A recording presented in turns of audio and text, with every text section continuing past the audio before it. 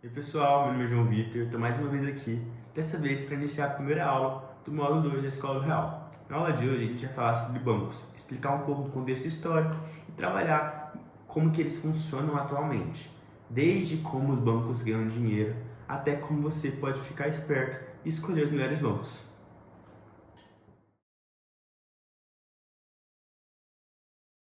A coisa que a gente vai tratar na aula de hoje é o contexto histórico, onde surgiram os primeiros bancos, como é que eles se firmaram. Vamos entender um pouco disso? De acordo com os relatos históricos, a história dos bancos vem de muito tempo atrás. Os povos fenícios foram os primeiros a possuir um sistema financeiro com várias formas diferentes de realizar pagamentos, como documentos de crédito, por exemplo. Lá para 1400 foram surgindo os primeiros bancos na Itália, mas apenas no século XVII que os bancos se firmaram, com o lançamento do dinheiro de papel pelo Banco de Estocolmo. Nesta época, vários países europeus começaram a produzir sua própria moeda. Outros tipos de bancos surgiram a partir do século XIX, quando o progresso econômico que foi provocado pela Revolução Industrial ajudou na criação do Banco Industrial, cuja função era acumular grandes somas de dinheiro para auxiliar no desenvolvimento das indústrias. Hoje em dia, a gente tem diversos tipos de banco por aí, variando de físicos até digitais. Bancos de câmbio, bancos comerciais, bancos de investimento e até bancos centrais. No entanto, a aula de hoje a gente vai focar em dois tipos de banco: os bancos centrais e os bancos comerciais.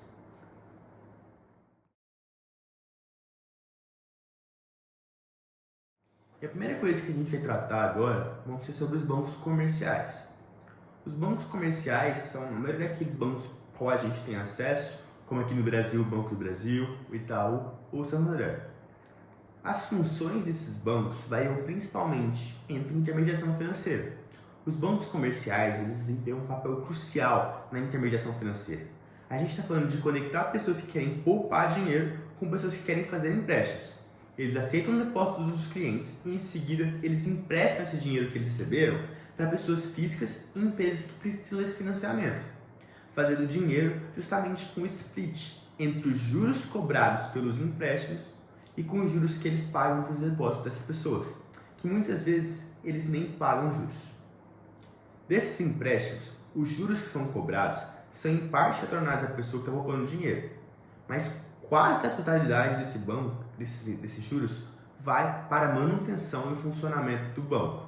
Enquanto isso, o lucro costuma ir ou para os shareholders, os acionistas que possuem parte das ações do banco, ou para os donos do banco em si. Outra função que os bancos comerciais também possuem é a de armazenamento de dinheiro.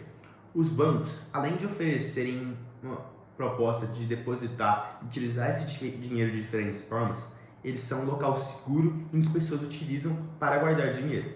Afinal, todo mundo que tem grandes quantias de dinheiro sabe que é muito perigoso deixar esse dinheiro em casa, em algum lugar que ele pode ser facilmente roubado. Já os bancos são considerados lugares extremamente seguros para que esse dinheiro, e inclusive outras coisas de valor, fiquem guardados. Além dos empréstimos, dos depósitos e do armazenamento de dinheiro, os bancos também oferecem outros tipos de serviços financeiros. A gente está falando de uma ampla gama de serviços. A gente pode estar falando de saques, transferências, pagamentos de contas, cartão de crédito e até investimentos. Todos esses serviços fazem com que os bancos tenham se tornado tão populares na atualidade.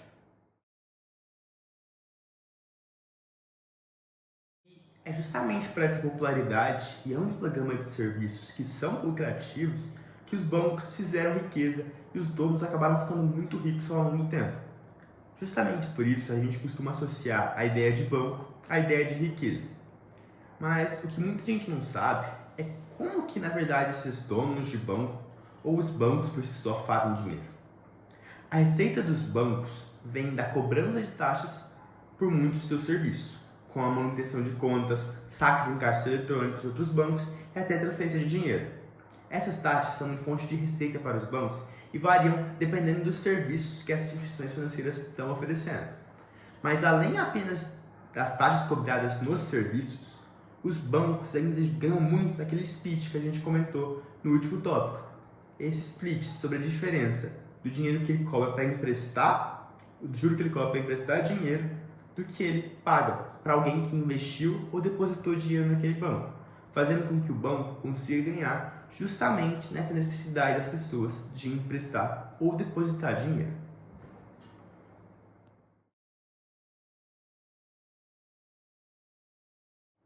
E tendo entendido isso, muita gente pode achar que os bancos acabam sendo uma máquina infalível de fazer dinheiro ou que eles são 100% seguros e sempre não estão lucrando. Mas isso nem sempre é verdade, o que nos leva para o próximo tópico, que é um tópico extra, mas muito importante de se conhecer, principalmente para quem gosta dessa história da economia mundial, que é o tópico de corrida bancária. Corrida bancária são raros eventos de crise e se tornaram muito relevantes nos dias atuais, principalmente após a corrida bancária que ocorreu recentemente no Silicon Valley Bank, SVB, na Califórnia, nos Estados Unidos.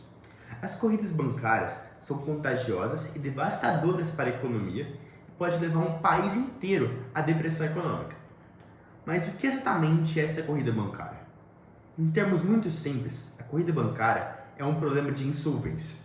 Ou seja, acontece quando um banco tem falta de ativos líquidos para bancar os saques que estão sendo realizados. Como a gente explicou, o banco acaba tendo que operar com o dinheiro que as pessoas depositaram ao emprestar para outras pessoas. Mas o que acontece se essa pessoa for sacar esse dinheiro e ele não estiver lá? Normalmente, quando isso acontece, o banco tem um problemão. Porque o banco ele tem sim uma reserva para aqueles que vão sacar, mas o banco não tem todo o dinheiro em ativos, considerando tudo que foi depositado lá, justamente para ele operar com essa margem de lucro. Então, em situações que ocorreram várias vezes na história, em que as pessoas precisaram sacar seu dinheiro por algum motivo, e muitas pessoas foram sacar seu dinheiro, esse fenômeno acabou ocorrendo. E quando alguém vai sacar o dinheiro no banco, e esse dinheiro não é possível de sacar porque não tem mais dinheiro lá, aí a gente tem um problema ainda mais forte, que é a chamada corrida bancária, que é quando as pessoas começam a literalmente correr para os bancos para tentar sacar seu dinheiro. Mas o que acontece é que não tem papel de moeda suficiente para todos sacarem. E acaba que a insegurança acarreta com que os bancos fiquem desesperados, porque os consumidores não têm onde sacar, o banco não consegue pagar os credores e logo o sistema começa a ir à falência. As pessoas estão estressadas porque elas não sabem o que foi feito do seu dinheiro. Por outro lado, os bancos não têm outra opção, porque tudo que eles têm está emprestado para outros clientes.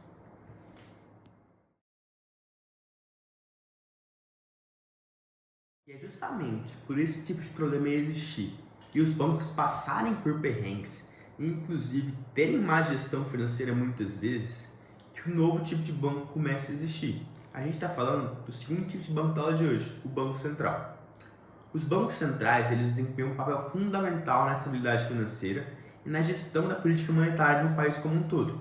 Eles têm como finalidade principalmente supervisionar os bancos para investir que esse tipo de coisa aconteça. Além disso, eles controlam o ambiente financeiro do país como um todo. Assim, os bancos centrais não só possuem esse papel supervisor, mas também como regulatório, lidando com coisas como a taxa de juros básica e inclusive a taxa de reserva.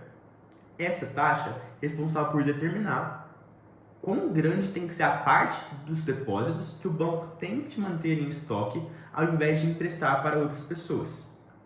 Assim, a gente vai entender que esse Banco Central é de extrema importância. Nos Estados Unidos, esse banco é chamado de Federal Bank e ele é responsável muitas vezes por lidar com as crises e é um banco extremamente respeitado nos Estados Unidos. Já no Brasil, esse Banco Central é o sonho de muitos economistas, já que ele desempenha um papel extremamente importante em gerir o nosso país.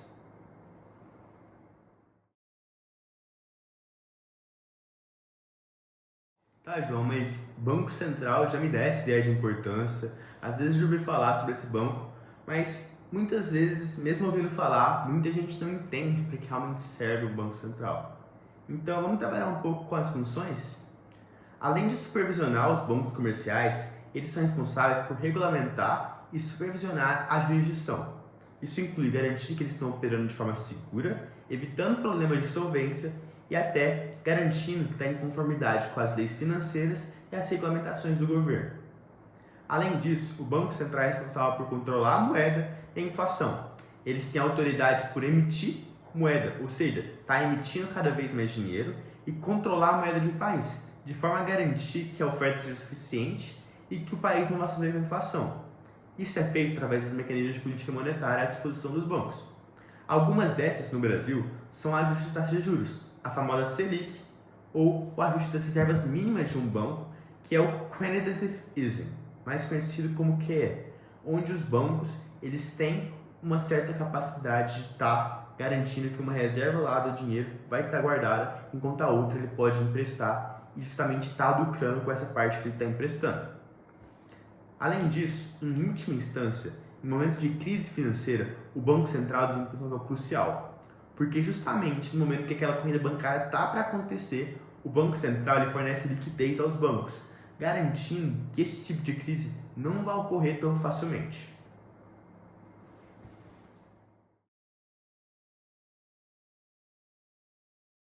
E é justamente por desempenhar funções tão difíceis e importantes que os bancos centrais pelo mundo todo são frequentemente alvos de críticas.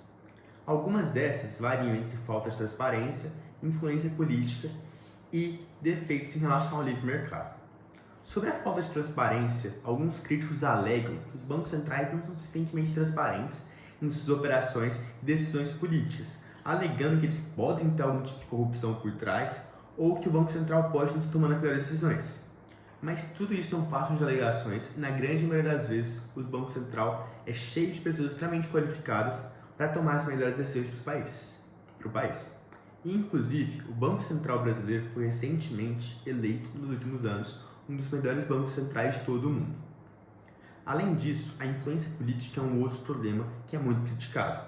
E foi por muito tempo a maior crítica ao Banco Central do Brasil, principalmente quando ele não era um órgão independente, o que é extremamente importante para o Banco Central. O Banco Central do Brasil se tornou independente em 2021. E a principal vantagem de ter esse Banco Central independente é desvincular os ciclos políticos com os econômicos e evitar conflitos de interesse nas decisões da política monetária. Afinal, a política monetária tem que estar sempre em primeiro lugar, em vez de estar levando em consideração ideologia ou político que está no poder. Ainda mais se a gente considerar o histórico populista que a gente tem dos presidentes do nosso país. Além disso, alguns defensores mais extremos do livre mercado, os famosos neoliberalistas ou liberalistas clássicos, eles defendem que os bancos centrais não deviam influenciar na economia de um país. Por quê? Porque eles dizem que os ajustes à inflação e aos juros devem ser naturalmente estabelecidos pelo sistema de mercado. A gente entende que só a parte mais extrema dos pensadores pensa da seguinte forma, mas mesmo assim eles são suficientes para estabelecer críticas e mostrar o seu ponto para os bancos centrais de diferentes países.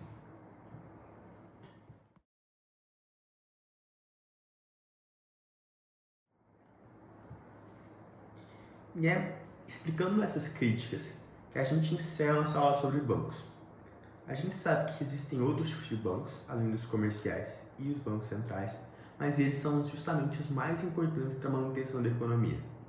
Entender como um banco ganha dinheiro é muito importante para que você entenda como funciona o sistema econômico como um todo. E saber que uma instituição tão confiável quanto o Banco Central está aí para garantir que a política monetária no nosso país vai ser sempre a melhor possível é ótimo e importante para a gente estar cada vez mais seguro em estar seguindo essa linha econômica de estar investindo e estar realmente se envolvendo na economia. É com isso que eu encerro a aula de hoje e agradeço a todos por estarem aqui. Até a próxima!